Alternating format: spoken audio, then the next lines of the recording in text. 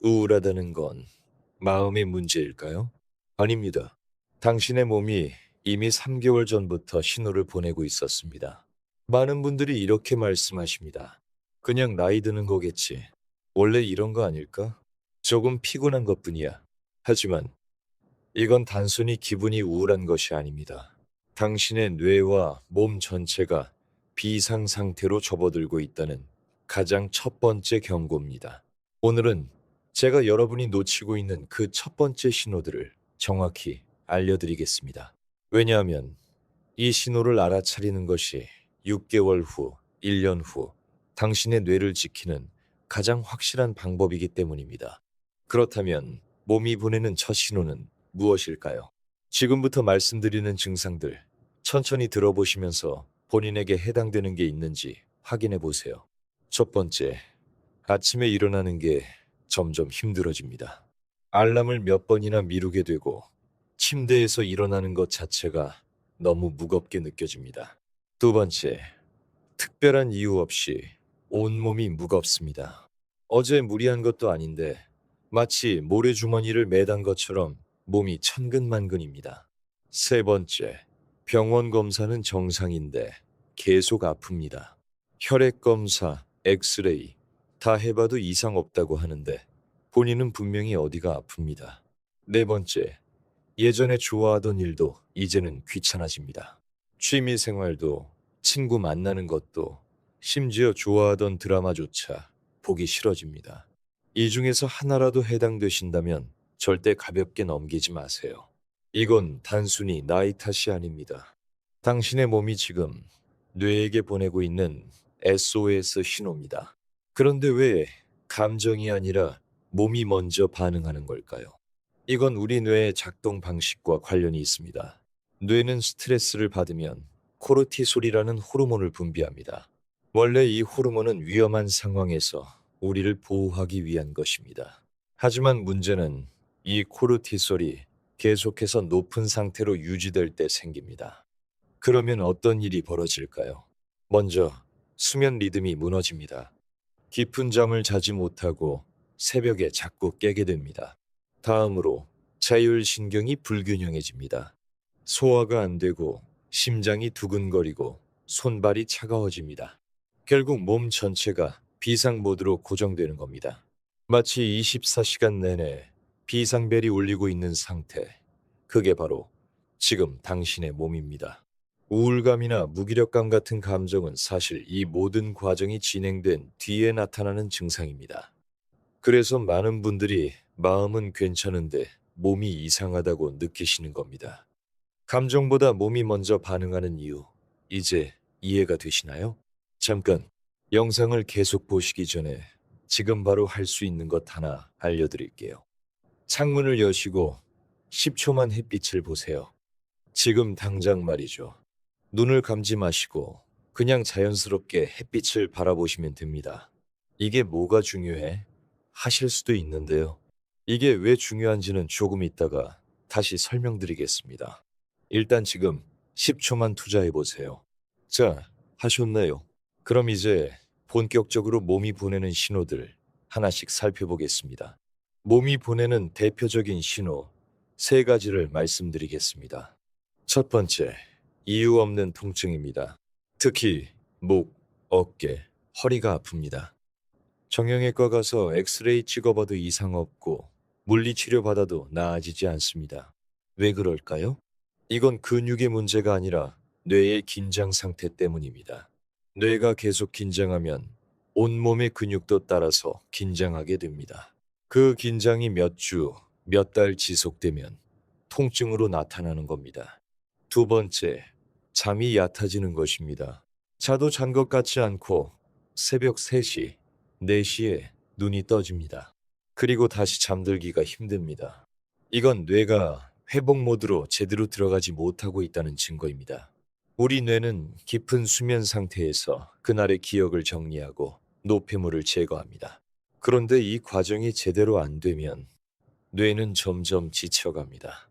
세 번째, 그리고 가장 중요한 신호입니다. 기억력이 떨어지기 시작합니다. 방금 들은 말이 기억이 안 나고 약속 시간을 자주 잊습니다. 어? 내가 뭐 하려고 했더라? 이런 순간이 하루에도 몇 번씩 생깁니다. 많은 분들이 나이 들면 다 그렇지 뭐 하고 넘어가시는데요. 절대 그렇지 않습니다. 이 신호가 나타났을 때 지금 어떻게 대처하느냐가 앞으로 당신의 뇌 건강을 결정합니다. 실제로 제 진료실을 찾아오신 환자분 이야기를 하나 들려드리겠습니다. 3개월 전 이영희 씨라는 63세 여성분이 저를 찾아오셨습니다. 이영희 씨는 이렇게 말씀하셨습니다. 선생님, 마음은 괜찮은데 몸이 이상해요. 아침에 일어나는 게 너무 힘들고 온몸이 아픈데 병원에서는 아무 이상이 없대요. 혈액 검사 해보니 정상, MRI 찍어봐도 정상, 모든 검사가 정상이었습니다. 하지만 이영희 씨는 계속 힘들어 하셨습니다. 그냥 살고 싶은 마음이 안 생겨요. 아무것도 하기 싫고요. 저는 그때 이영희 씨께 몸의 신호들을 주의 깊게 관찰하자고 말씀드렸습니다. 하지만 이영희 씨는 괜찮아질 거예요 라며 약속을 미루셨습니다. 그리고 6개월이 지났습니다. 다시 오신 이영희 씨는 많이 달라져 계셨습니다. 약속 시간을 잊어버리고 다음날 오시기도 하고 자녀분 이름이 헷갈린다고 하셨습니다. 심지어 오늘이 무슨 요일이에요? 라고 물으셨습니다. 처음 오셨을 때 그 몸의 신호를 알아챘더라면, 그때 바로 대처했더라면 이 변화를 막을 수 있었을까요? 저는 지금도 그 질문을 스스로에게 던집니다. 그리고 바로 그래서 여러분께 이 영상을 만들고 있는 겁니다. 많은 분들이 그냥 나이 탓이겠지 하고 넘어갑니다. 나만 그런 게 아니잖아. 우리 나이 되면 다 그렇지 뭐. 하지만 그냥 두면 우리 몸과 뇌는 이런 과정을 거치게 됩니다. 먼저 신체 증상 때문에 활동량이 줄어듭니다. 몸이 무겁고 아프니까 밖에 나가기가 싫어집니다. 활동량이 줄면 자연스럽게 사람 만나는 것도 줄어듭니다. 오늘은 좀 쉬어야겠다. 다음에 만나자. 이런 말이 늘어나죠. 사회적 관계가 줄어들면 뇌에 들어오는 자극이 감소합니다. 대화도 줄고 생각할 일도 줄고 새로운 경험도 줄어듭니다. 그리고 그 다음은 무엇일까요? 이 과정의 끝에 무엇이 기다리고 있을까요? 그 답은 금요일 영상에서 정확히 말씀드리겠습니다. 다만 여기서 꼭 말씀드리고 싶은 건 이 과정은 지금 멈출 수 있다는 겁니다. 아직 늦지 않았습니다. 지금 이 순간 당신이 이 신호를 알아차렸다는 것만으로도 이미 첫 번째 단계는 지나온 겁니다. 그럼 이제 회복을 시작하는 세 가지 행동을 알려드리겠습니다. 조금 전에 잠깐 창문 열고 햇빛 보라고 말씀드렸죠? 기억하시나요? 그게 바로 첫 번째입니다. 첫 번째, 아침 햇빛 10분입니다. 아침에 일어나서 창문을 열고 햇빛을 10분만 쬐세요. 이게 왜 중요할까요? 햇빛이 눈으로 들어오면 우리 뇌에서 세로토닌이라는 물질이 만들어집니다. 이 세로토닌이 낮 동안 기분을 안정시키고 밤에는 멜라토닌으로 바뀌어서 깊은 잠을 만들어줍니다.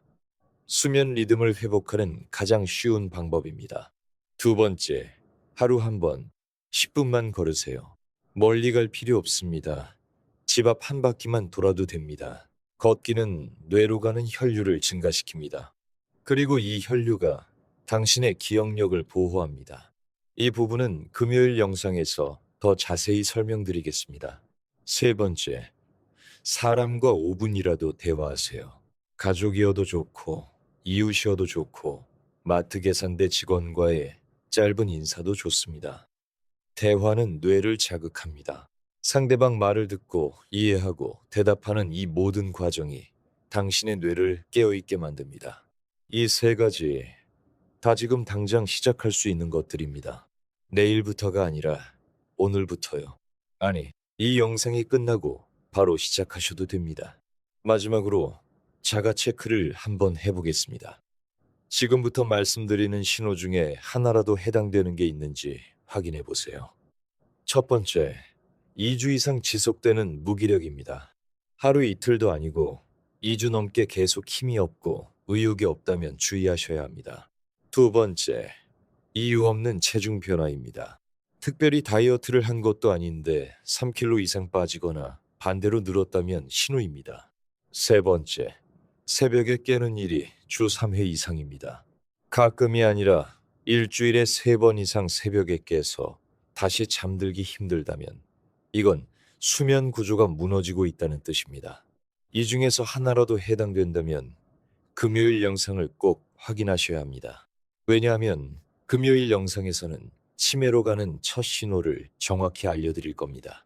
오늘 말씀드린 것들이 방치되면 어떤 일이 벌어지는지, 그리고 그걸 어떻게 막을 수 있는지 말이죠. 지금까지 말씀드린 신호들은 시작에 불과합니다. 정말 중요한 것은 이 다음에 벌어지는 일입니다. 금요일 오전 9시, 이번 주 금요일에 공개될 영상의 제목은 이렇습니다. 치매는 이 증상으로 시작됩니다.